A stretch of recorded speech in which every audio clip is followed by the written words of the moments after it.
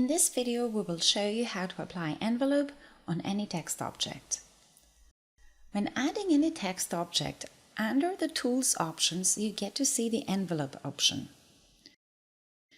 The envelope is only available for the horizontal placement.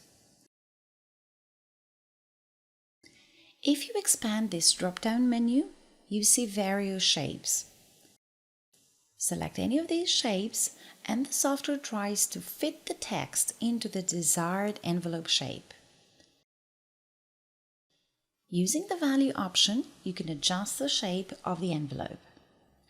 Type any value from 1 to 100 and press Enter to apply.